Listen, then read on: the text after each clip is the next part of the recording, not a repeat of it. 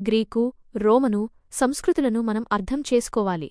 బైబిలును ఒకే తావులో, ఒకే కాలంలో, ఒకే రచయిత వ్రాయలేదు.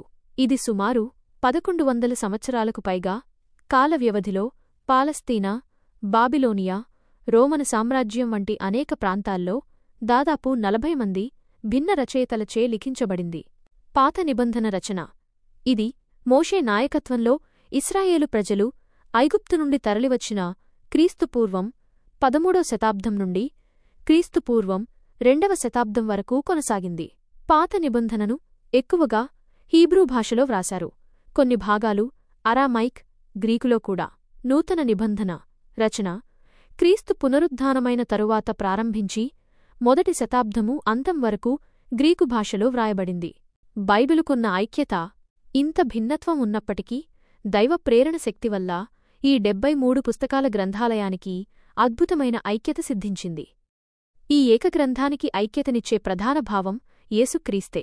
పాత నిబంధన అంతా రాబోయే క్రీస్తుని సూచిస్తుంది. ఉదాహరణకు, దేవుడు అబ్రహాముతో చేసిన నిబంధన ఇస్సాకు బలివంటివి. నూతన నిబంధన అంతా వచ్చిన క్రీస్తును వర్ణిస్తుంది. ఉదాహరణకు, క్రీస్తు జీవితం, బోధలు, మరణం, పునరుత్థానం. బైబిలు అర్థాలు రక్షణ సందేశం.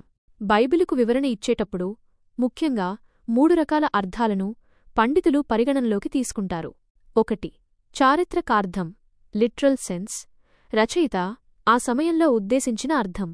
ఉదాహరణకు, రచయిత యెరూషలేము అని పేర్కొన్నప్పుడు యూదుల రాజధాని నగరాన్ని ఉద్దేశించారు. ఈ అర్థమే అన్నింటికంటే ముఖ్యమైనది. 2. పరిపూర్ణార్థం, ఫుల్లర్ సెన్స్. పాత నిబంధనలోని అంశాలు నూతన నిబంధనలో నెరవేరినప్పుడు బయటపడే అర్థం. ఈ పరిపూర్ణార్థం పాత నిబంధన రచయితకు తెలియదు. ఉదాహరణ, కీర్తనల గ్రంథం 22వ అధ్యాయం 1వ వచనంలో రాజు లేదా ప్రవక్త తన బాధను వర్ణిస్తూ, నా దేవా, నా దేవా, నన్నెందుకు విడిచితివి అని వ్రాసుకున్నాడు.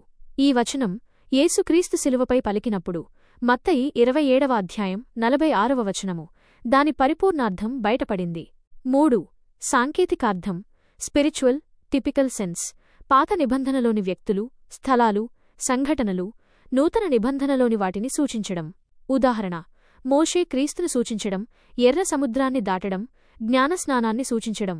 1 కొరింథీయులకు 10వ అధ్యాయం 2వ వచనము.